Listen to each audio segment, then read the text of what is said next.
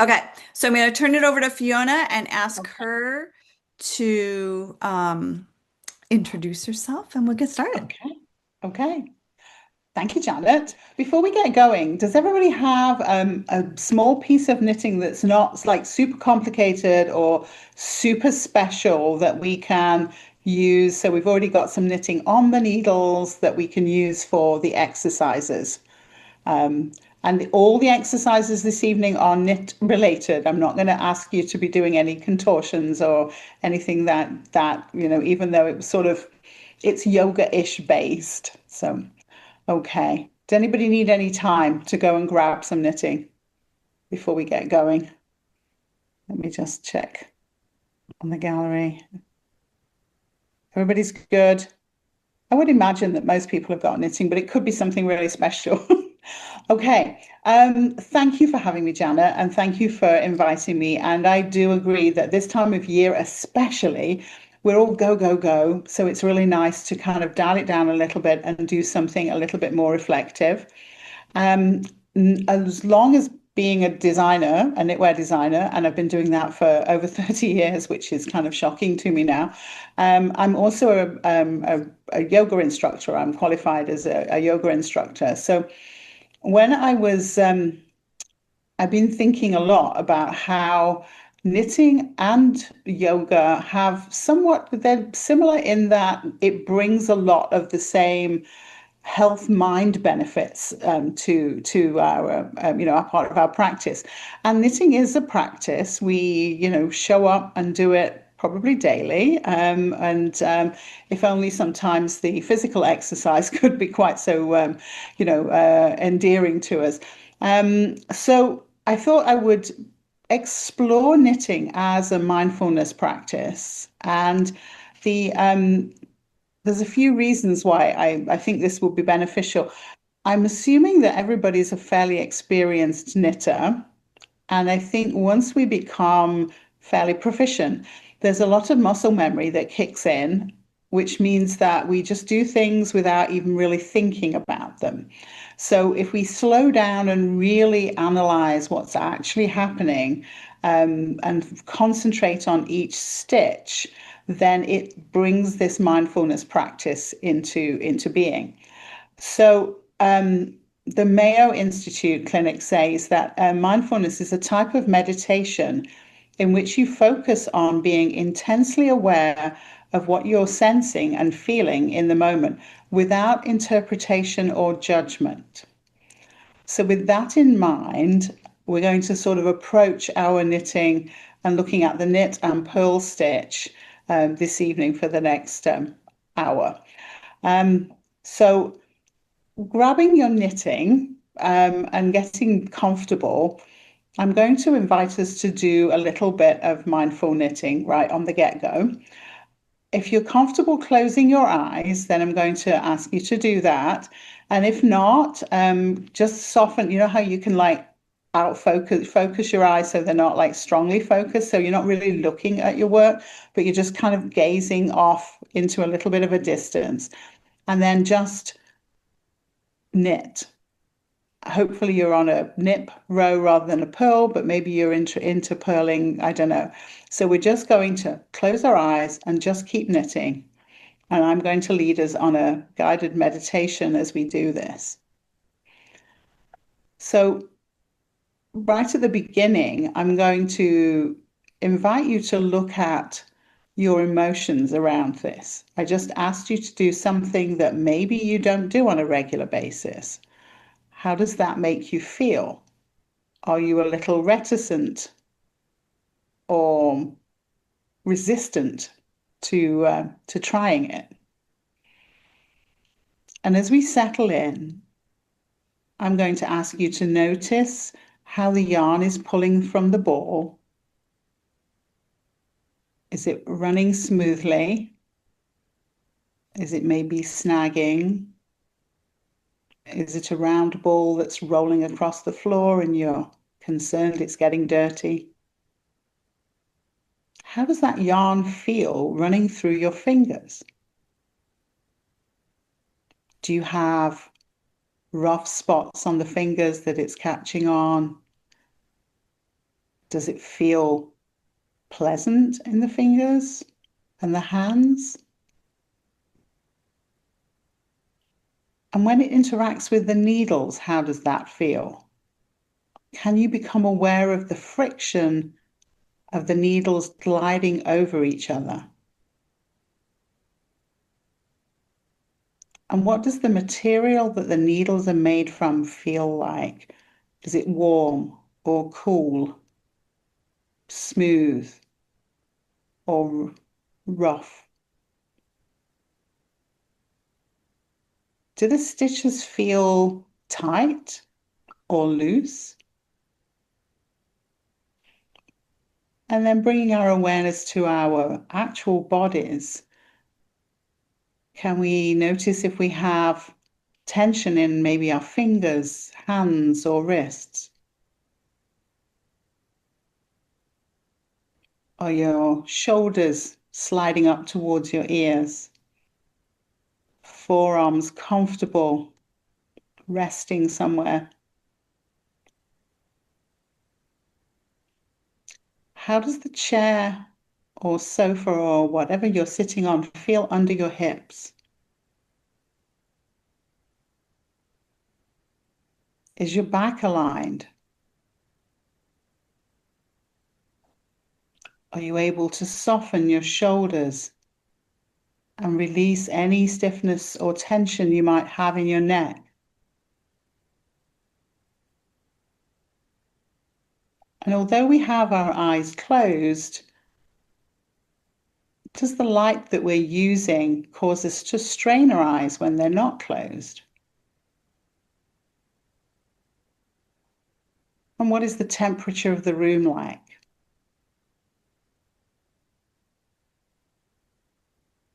So let's just take a few more stitches to explore those sensations.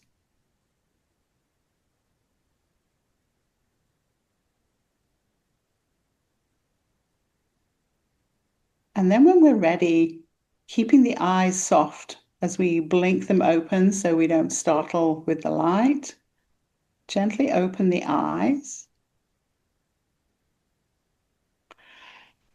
And I'm going to invite you, if you wish, and there's by no means any pressure here, but if anybody would like to share their experience or what they noticed, anything that surprised them.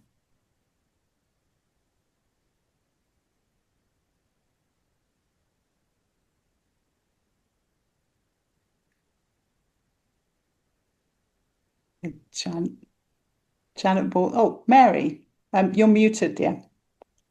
You're muted, Mary. Oh, I didn't. Okay, I thought I did it. Um, I'm using a yarn that's scratchy and it feels scratchy against me, and I wish it didn't. Is that making you sort of a little irritated? Like you're Yeah, not really yeah, enjoying the process?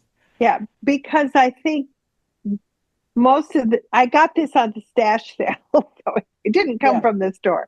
But I'm so used to using the yarn that just feels so good in my hand, and right. this doesn't. But it's what I'm working on. So yeah, Yeah, yeah. Had you already noticed this before, or was it just something you yeah, picked up? Yeah. yeah. I Did had it yeah, did it sort of emphasize this when you yeah, closed your yeah. eyes and you really focused on it? So Yes, yeah, yeah. yeah. Okay, thank you, Mary. Um, the other Janet, you looked like you were wanting to say something. Yes, I a couple of hours ago, at 5 o'clock our time, I have my weekly yoga class, and so I was, but I've fixed dinner and so on in the meantime. But it just felt like it was so easy to get into to feel that same state with my knitting that I don't normally. I'm not normally so aware of relaxing when I'm doing it, but having just had that yoga class an hour or so ago, it was just an interesting segue, I guess. Yeah, yeah, that's great. Oh, thank you for sharing that, Janet. That's I would expect that. The more we practice these things, the more we can drop into that state more easily. And I think that mostly we pick up our knitting and we're just very focused on getting through the pattern repeat, finishing this sleeve, whatever it is, that we stop noticing what it felt like to make. Remember when we learned to knit, the first stitch was like amazing. We got to the end of the row and it was like it was a gold medal performance, and then we keep going and then we notice there's some discrepancies and so on. But as we get more proficient at anything, we stop paying all that attention to things. And so that's the what I'm, suggesting that we try this evening. Thank you, Janet. Anybody else? Okay. So taking a look at things that we already know how to do, but maybe look at them in a slightly different way. Has anybody ever done a knitting backwards? No. Okay. No, Janet has. Yes. Okay, good. So we're going to explore that next. Basically, what happens is that it's called knitting backwards, but it's really the equivalent of doing the purl row or the wrong side row if we're making stockinette, without turning the work and looking at it from the purl side. So we are working with the knit side facing, but we're working back from, instead of taking the needle, if you're right-handed, generally speaking, we're taking stitches from the left needle and working them to the right. We're going to do it the opposite way. So I've got a video that I'm going to share. We'll look at the video so you can see what it looks like, and then I'll break it down and we can all do that together. Can everybody see the video? Is it up, Janet? Yeah. I can see it. Okay, apologies, it's not very loud, but I think you'll get the gist of it. So to knit backwards, I'm going to take the tip of my left needle and I'm going to place it into the back leg of the next stitch that is on the right hand needle. And then I'm going to draw the yarn over the needle, working from back to front, and then using the left needle, scoop the yarn through to draw the loop through and make the stitch. I'll do that one more time. So I'm going to put the tip of the left needle into the back of the stitch on the right needle, bring the yarn over the needle, working back to front. So I'm bringing it towards me, and then draw the loop through by scooping with the left needle. So if we think about stockinette stitch, our knit is on the public side, the right side, and our purl is on the wrong side. But if we turn the fabric around, then we have reverse stockinette. So purl on the right side, knit on the wrong side. And the stitches are sort of like two sides of the same coin. So effectively what we're doing is purling, but with the knit side facing us. So this is a little bit, the exercise is a bit back and forth to begin with, but then we'll get smoother as we go. So keeping, as we would normally work, turn it and have the purl side facing us and purl a couple of stitches.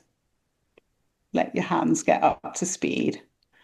And then on the next stitch, put the needle in as though you were going to purl it and stop. And then turn the work back and look at the position that the needle is in. And unless we're doing anything interesting with our technique, the left needle should be in the back leg of the stitch. And then turn the work back so we have the purl side facing, and wrap the yarn in the usual fashion and pause there. Turn the work and have a look at how the yarn is wrapping over the needle. And it should be coming from the back towards you over the left needle. And now, this is the tricky part. See if you can use your non-dominant hand to draw the loop through to form the stitch. It takes quite a bit of practice.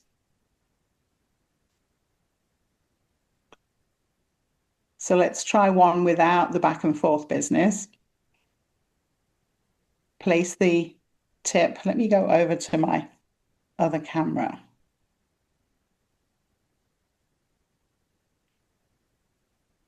I'm going to place the tip of my left needle. I'm just going to make that larger so I can see if I'm on camera. The tip of my left needle into the back leg of the stitch that is on the right needle. Wrap the yarn from the back to the front and then draw the loop through. Into the back leg, wrap the yarn towards you, draw the loop. How's everybody doing?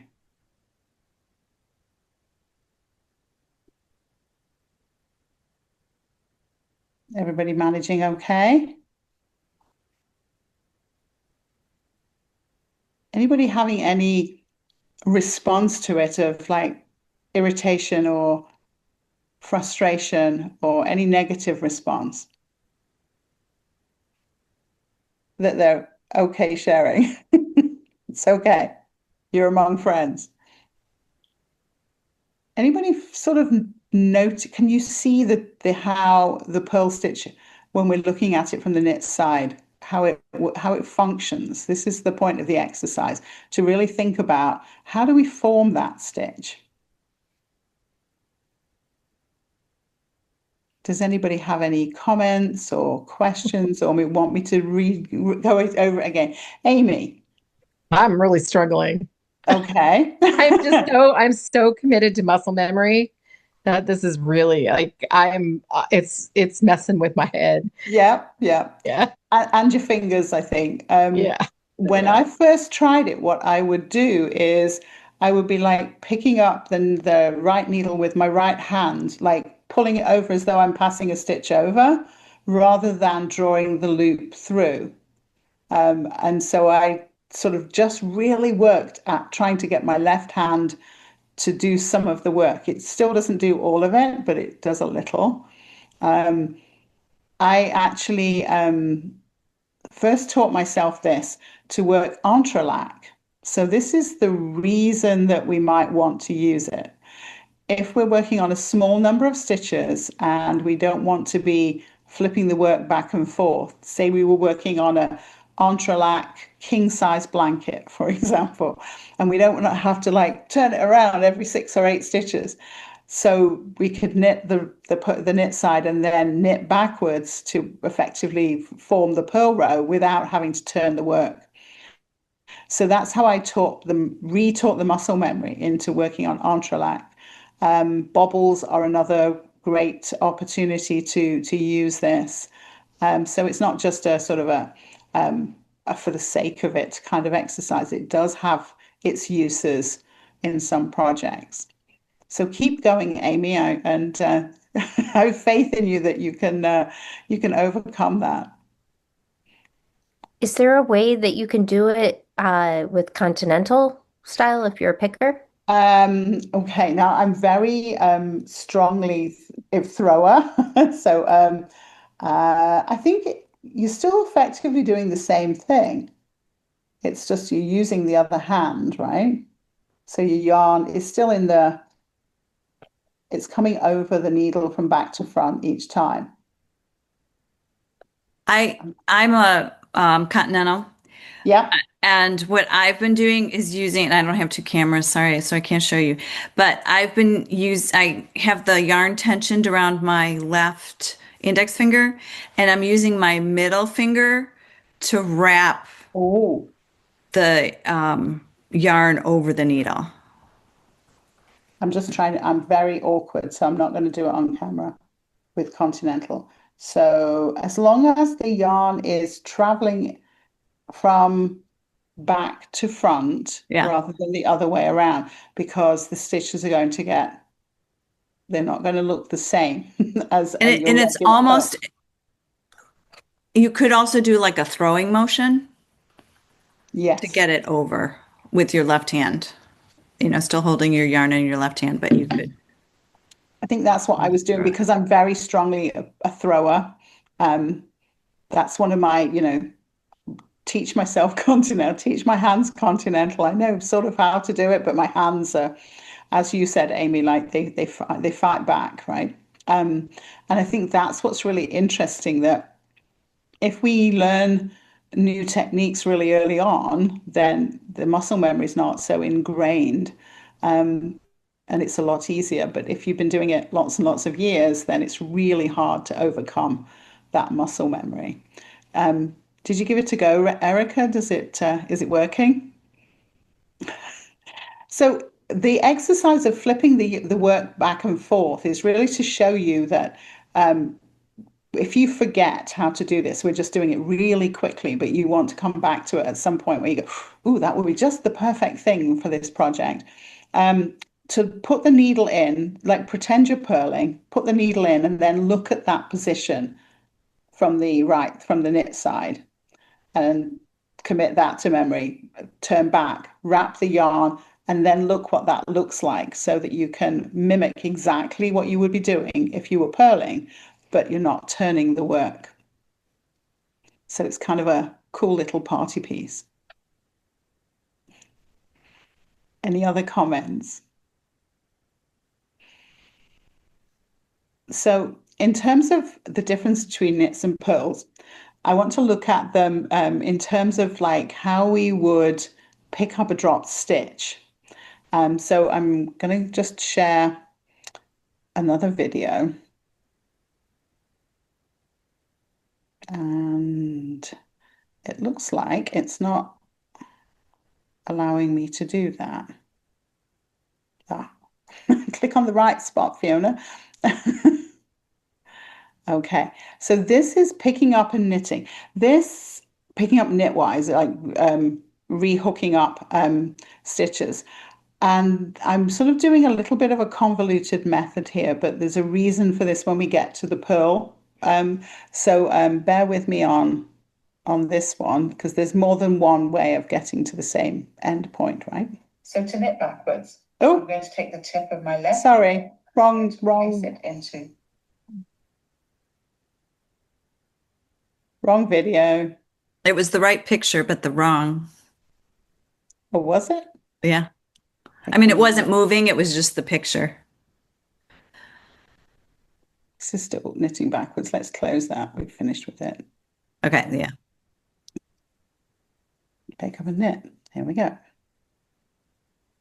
Here's a drop stitch that I'm going to pick up to be as a knit stitch. So here it is. This is the one that's got away from me. I'm going to rescue it by putting it on the right needle. And I now have 2 strands of yarn where there should be stitches. So I'm going to pick up the strand, the first strand, and put it on to the left needle, and notice that I have it coming from back to front, so that the first leg of the stitch is facing me. And now I'm going to slide the stitch over and then draw that strand through to make the knit stitch. And there I have it picked up as a knit.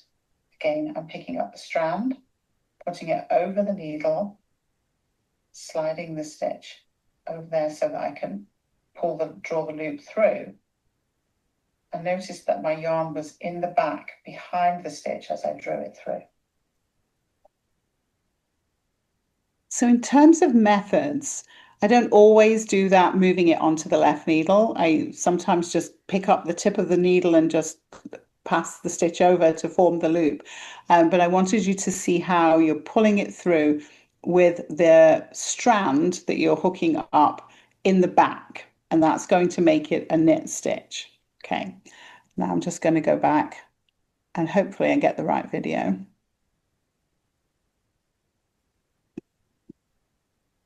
I've got too many things open on my screen, that's the problem. Here I have a dropped stitch, but I want to pick it up and make it a purl. So first of all, capture that, rescue that stitch that's got away from us. I'm placing it on my right needle.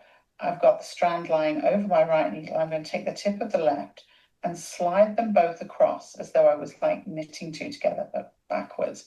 Notice the strand is lying in front of the stitch, and I'm now going to use the right needle to just draw that strand through, and I now have a purl stitch. I'll do that one more time. So I'm picking up that strand and then transferring them over like I'm knitting two together so that the strand is lying in front of the stitch, so that when I draw it through, it becomes a purl rather than a knit. So that was why I demonstrated the pick up and knit with the stitches on the left needle, so that you can see the strand and the stitch and the difference between the knit and the purl. How do you think you might remember where the strand should be? It's a sort of a broad question. Where do we hold the yarn when we're knitting, and where do we hold it when we're purling?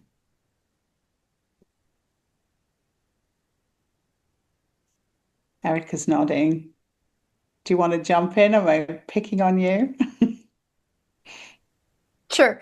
So since we hold it in the back when we're knitting, the strand should be in the back. Correct. When we're purling, we hold it in the front. So the strand should be in the front.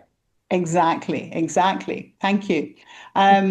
So that's the point of this, bringing that our focus right down to where we can probably just do it. We know how, or we pick it up and go, oh no, that's a purl. I do it the other way, which is what usually happens. But if we bring this mindfulness and think about what is actually happening and what the mechanics are, then we can get to the solving the problem much more easily when we get to do it in situ. Does anybody want to try it? Are they familiar with picking up stitches? What methods do you usually use?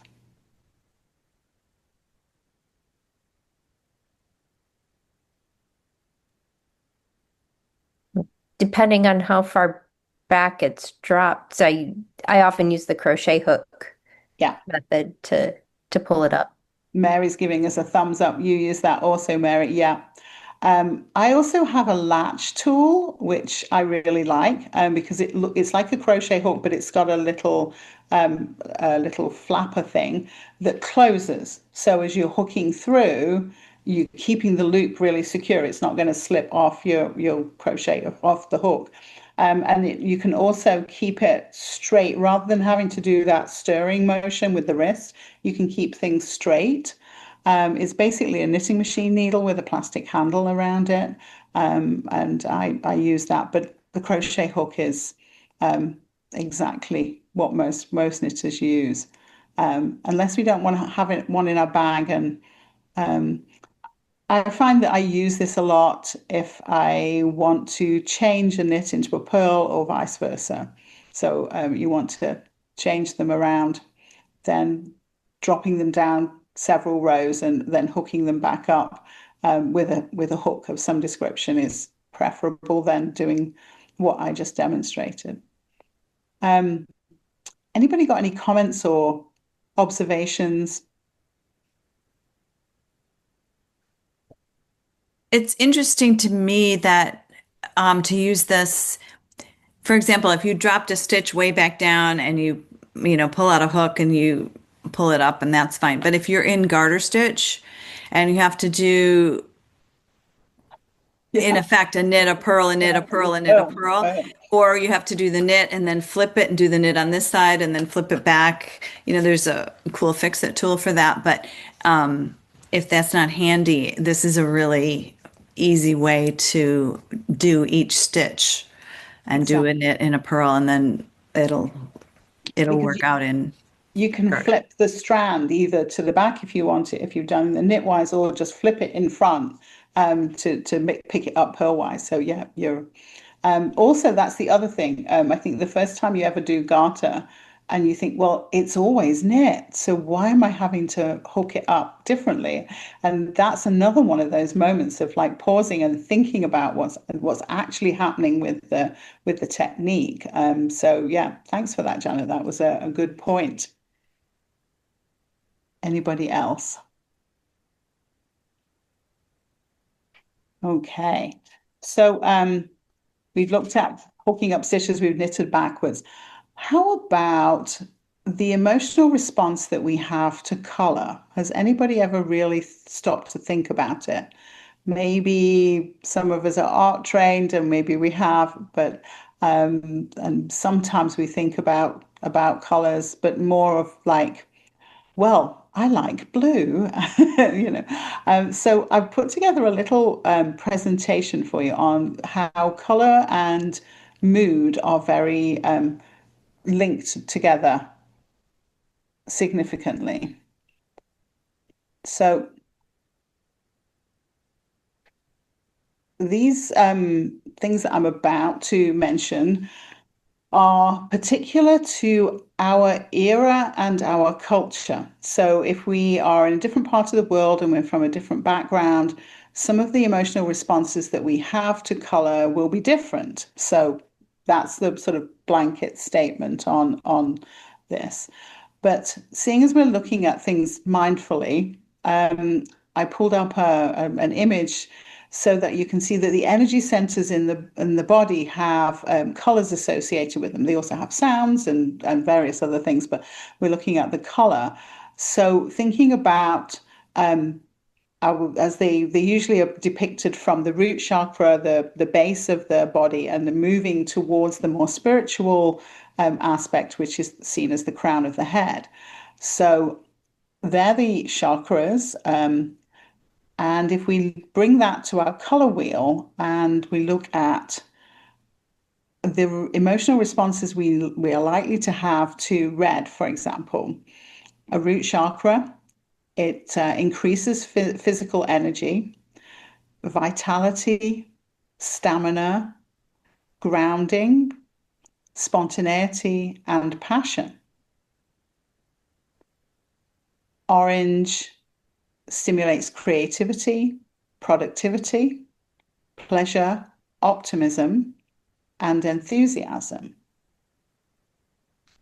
Yellow increases fun and humor, lightness, the intellect, logic, and again, creativity. When we get to green, it's that beautiful harmony of our nature that we're closely attuned to, supporting balance, harmony, communication, nature, and acceptance. Blue increases the calming, is a calming color, peace, honesty, truth, and emotional devotion. And then when we get to the higher parts of ourselves, stimulating intuition and imagination and artistic qualities. So let's just have a quick look at, I have these slides of things made of red, and we have close associations with these colors. We think of them for Valentine's Day, for example. So they have romantic connotations. Red is a warm color. It is passionate and active, powerful. It catches the eye very readily. So readily, oh, that was a bad choice of words, which is why we use it for like a stop sign. It jumps out. It's an advancing color. So we use it to draw attention to an instruction. Please stop. And because we're knitters, I've thrown in some pictures of garments in each of these colors. Orange is true heat because we make it by mixing red and yellow. So that means it can be a little overpowering, and it can also be very attention getting. Again, one of those striking colors. I don't know, do you have snow fences that are made of orange in your part of the world, Janet? Or yeah. So we can see where they are in that white tundra.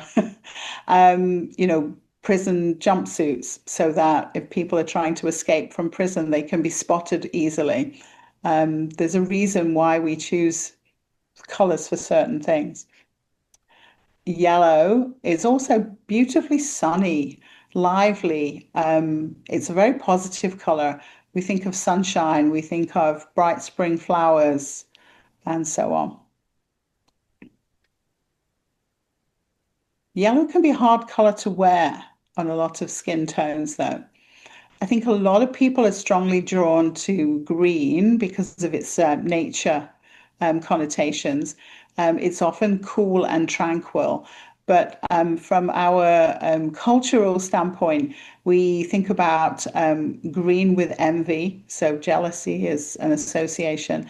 And we also, when we're new at something and naive, we can be considered, they mentioned as green, so that something is very fresh and new, like a green shoot, then when we're learning something new.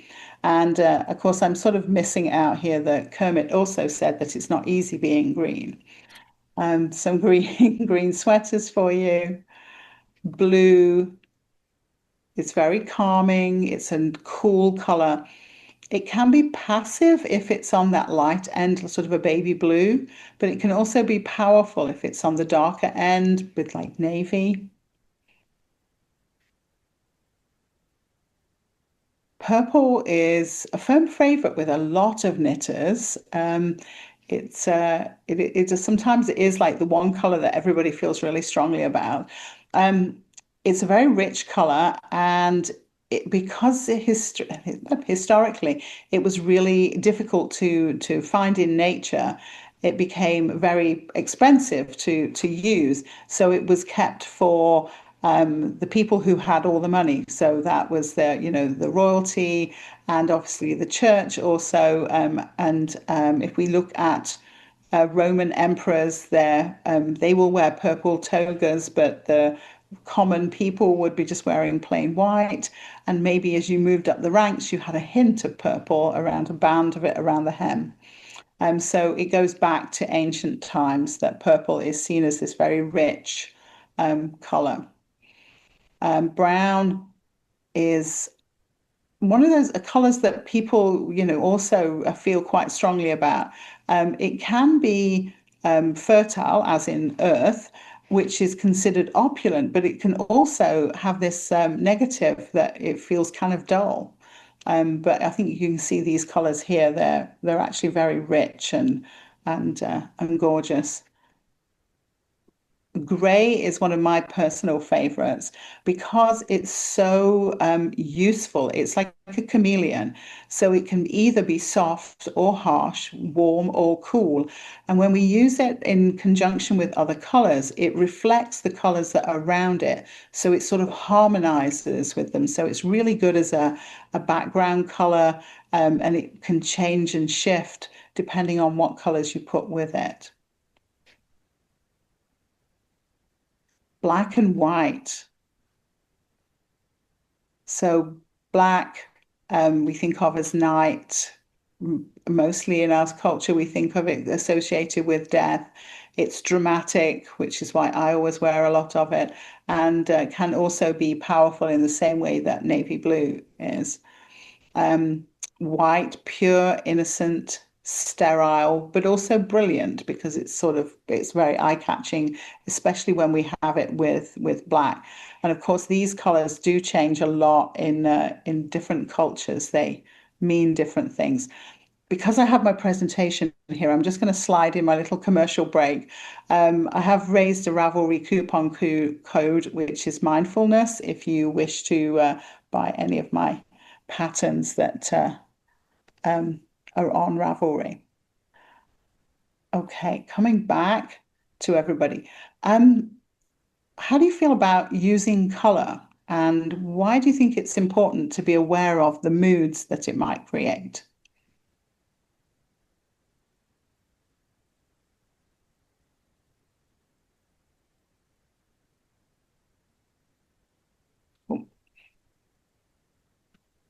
I have to laugh because color is hard for me. I'm a black, gray, red person. That's just who I am. And so when I'm making, in fact, I just did the last summer, Janet, the mystery knit along last summer, and it has turquoise in it, and it's a cowl, and I put it on, and I took it off because I thought I'll give it to somebody who likes it, but it's what you feel comfortable in. Yeah. Yeah. It's true. A lot is to Anyway, do with skin tone, and the different types of turquoise. It could be more yellow or it could be more blue, and depending on if you've got the one that goes well, especially if you're wearing it as a cowl next to your face. So sometimes, greens can be tricky to wear, but if that's the right kind of green, I like very bright saturated colors. So if I would go to more of like an emerald green rather than that sort of yellowy mossy kind of green. So yeah, you have to think about the nuances within things. Um, when we have these connotations for something that maybe we're looking for something, we're making something for children or for sporty, we might go with much brighter colors than if we were making something to be worn as in a business environment. If you showed up to your office, the office of your lawyer, and they were wearing, bright yellows and pinks and greens all at the same time, you might not take them seriously. Right. So you might also, depending on who they are, but generally speaking, these colors will create a mood that we're not even really necessarily aware of.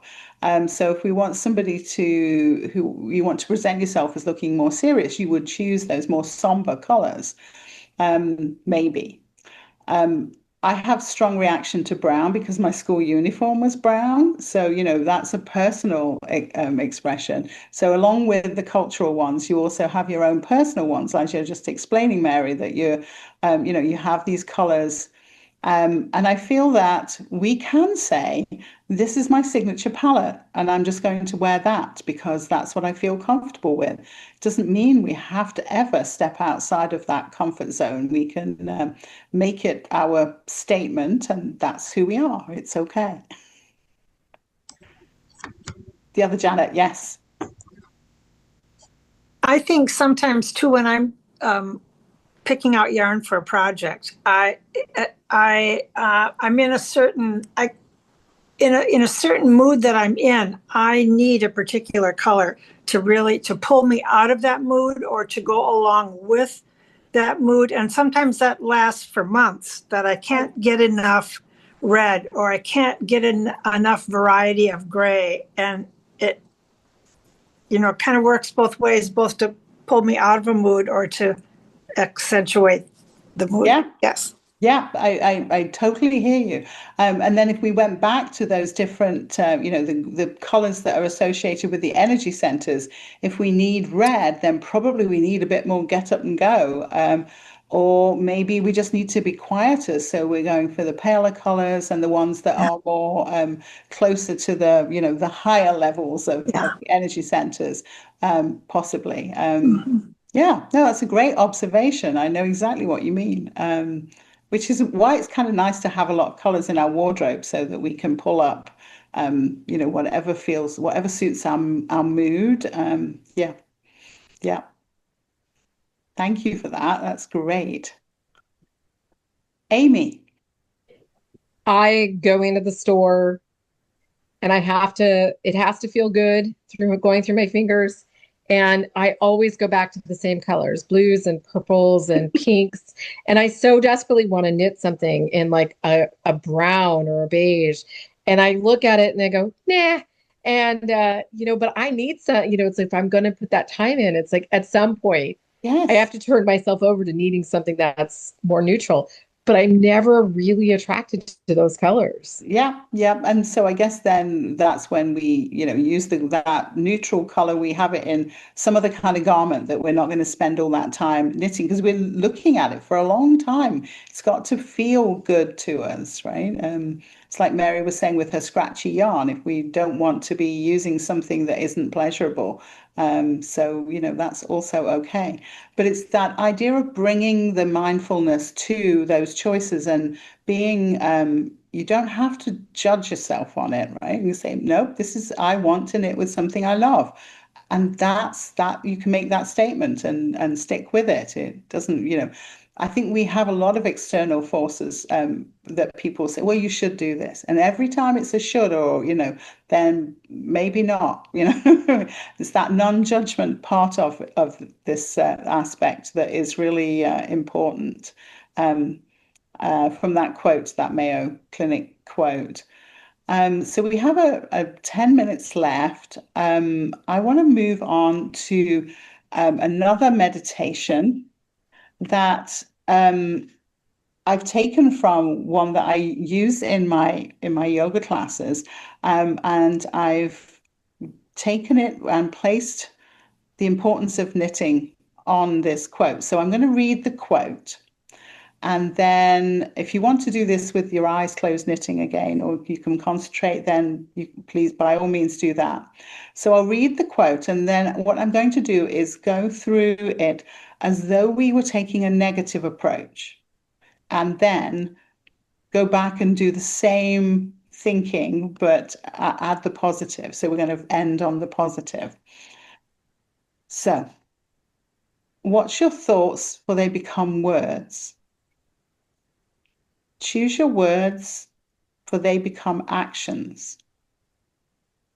Understand your actions, for they become habits. Study your habits, because they become your character. Develop your character, for it becomes your destiny. So beginning with our thoughts runs right through into who we become ultimately. So if we take a negative viewpoint on here and we apply it to knitting, what's your thoughts, for they become words? So you might think, this looks too difficult, or I can't do this, it's too hard. I'll never learn this. Choose your words, for they become actions. So then you don't even try it and you give it up when it gets tricky. Understand your actions, for they become habits. Maybe we throw it down in frustration. Study your habits, for they become your character. You give up on new techniques and you choose simple projects or things that you're used to making.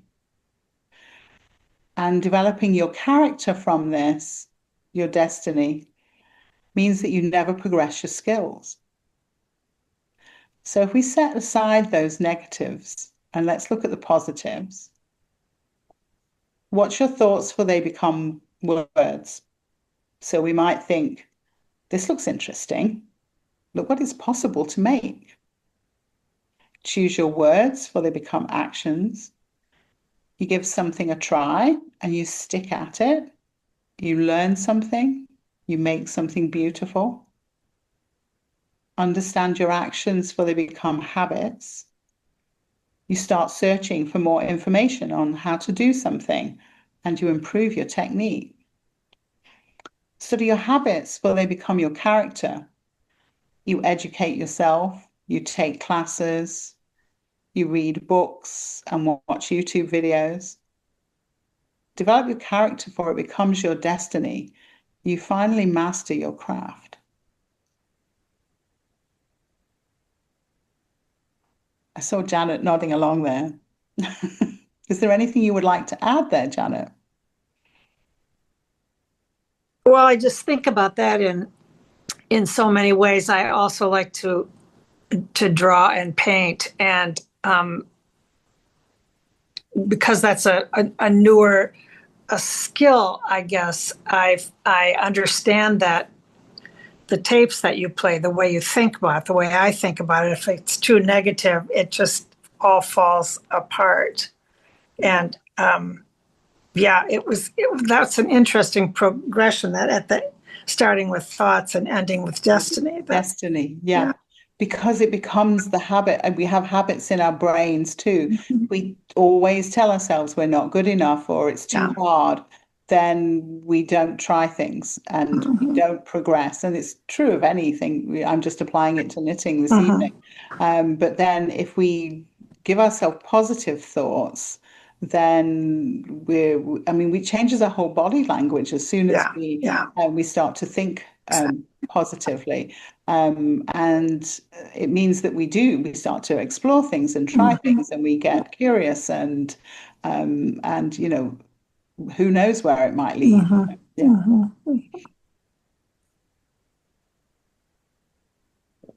I see Lynn looks like you're the thinker there. You're puzzling. Was there anything you want to comment on? No, I'm just pondering. I have an aunt who lives in New York, and I call her every day and read a devotional to her, and she's very negative. Anything she talks about, it's I can't, I won't, they didn't, and so I'm just thinking, how do you change that negative within yourself is one thing, but in someone else, just to try to help them to see through a different lens. So this really is speaking to me. Oh, good. It speaks to me too, constantly. It's something that I use with my students quite a lot. And yeah, I know people like that who, always, oh, well, my back hurts. I can't do something, and yes, maybe your back does hurt, but what can you do even with a sore back? And it's sometimes it's hard to change the thinking. I think it's really hard to change somebody else, but that means we have to start with ourselves. And when we catch ourselves doing it, then that's where the work is, right? That it is very hard to try and change somebody. I kind of drip things in once in a while, oh, things aren't like what they used to be. No, isn't that great? They're different. We have all this, but it's an uphill battle, I know.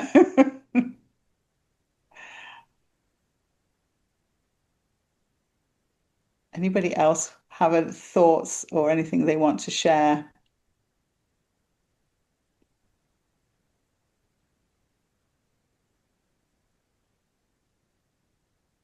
Good. I know from helping people at the store that the part where you get towards the top where you're going towards destiny, it the people who try something new and learn it, that just feeds more confidence and more excitement about learning another new thing and another new thing. And it really creates a lot of momentum Yes. in their journey. Yeah. Just being able, starting with something that you're like, oh my gosh, this is really hard. And then figuring it out and practicing and putting the time in, or asking, are there different ways to do this? Whatever it is, but then doing something that you thought you couldn't do just feeds into, oh, well, this thing over here that I thought I couldn't do, maybe I could do that. And that's really fun to watch. Yeah, and it's so true. We, as adults, we've learned a lot of things. I often think that learning to walk is a massive step, right? That we fell down more times than we stood up and walked the first few times we did it. But if we'd given up, we'd still be sitting, on our tushes on a floor somewhere. But we, get up and we keep trying and we keep trying and we're tenacious. And that's the same with all practices of anything that we want to get good at. I think that generally speaking, knitters are very enthusiastic. If you notice how many projects we all have, and collecting things, the optimism that we have that we're going to knit all of those projects, I think we are by nature fairly optimistic people. Yeah. I'm finding this very helpful because it's making me aware of my attitude towards knitting, which I feel is a very positive attitude. I love the new challenges, but I'm starting to recognize those areas of my life where I need more of that type of attitude, like my professional life, where I do like what I do, but sometimes I stick to the safe areas and I'm not pushing myself to progress in the same way that I could. Right. And so this is extremely helpful, like to Good, take good. that mindset that I have towards my knitting and then transfer it Yeah. to other areas. Yeah, there's a fine line between being consistent and consolidating to get the skill really centered in yourself. Flitting around, means we don't really get to be fully experts at anything. But I think that's great, Erica, that you can see that how that attitude. I use it in my yoga classes as all encompassing, but if we make it specific to our passions and crafts, and then can we apply it to any other area of our lives? And it's true, right? That how about trying a new food? That there could be lots of things out there that we could be really delicious, but if we don't try them, we'll never know. And if we say, no, oh, it's blue, I don't think that'll be good, whatever it might be. So we can change our thoughts. And then eventually we might find something that, all blue foods are dangerous or good. I don't know. Cool. So it One just, thing that one thing yeah. I've been thinking about recently, maybe along this line, is ripping out doesn't seem as bad as it did 4 years ago when I really started doing this. And I, I'm an impatient. I've always been impatient, and that the thing I'm working on right now, I think I ripped out 3 times to get it right. And and I thought it used to make me mad, and now it's just like, okay, that's just part of it. So that's something that I've been working on. And that also, is that something that the response to ripping out or not, just being happy with, well, it's okay, it's almost there, we'll just leave it, or being really disciplined about making it perfect or as close to perfect as you can get it, is also one of those skills that we can apply to many Balance, yeah. aspects. I learned something from Sally Melville that I always think about when I come to have to rip something. And she said, what was the next thing you were going to do after you finish this project? Look for more knitting. What have you just given yourself? More knitting. So, there's the positive of that one, right? So hopefully you'll see I love that comment so much. No, it's great, Oh my right? God. It's great. Sally is a wise woman. She's a very wise woman. So we can see that our knitting can be a mindful practice, and also that mindfulness can, as Erica was explaining, it can trickle out into our everyday lives, into all different aspects of our lives. Looking at something that we are already familiar with and really focusing in on the minutiae of something, about where do we hold the yarn to create a knit stitch or a purl stitch. That whole mindfulness can be applied to many, many aspects of our lives. So I hope that you can take that forward and find it useful in your life. So we're just about out of time, Janet. Is there anything that you wanted to add to? No, I think that's good. Does anybody have any, final questions or comments? I think this was great. This is really, really, really good. It was fun to focus for a minute. Yes, it is. And it is also, as you pointed out, Janet, a really good season to be drawing ourselves inward. It is the winter. There is a sort of a wintering, is like hibernation and drawing things in, getting more reflective, drawing into ourselves. The world gets a little smaller. Our homes get smaller. We're not out in the garden as much. We're not outside too much, unless we enjoy cross-country skiing. So yeah, it's a perfect time. Wintering and knitting go together. Exactly. Well, thank you so much, Fiona. I so appreciate this. Yeah, it was fabulous. And I know I'm going to go through and watch this again, like in January, just to go through Yeah. it. Um, And the guided meditations again. So thank you so much for doing this for us. Thank you for having me and inviting me. It was lovely. All right. Thank you. Thank you, everyone. We're getting lots of thank yous in the chat. That's great. So thanks for tuning in. Happy knitting and happy holidays, everybody. Thanks. You too. Happy wintering.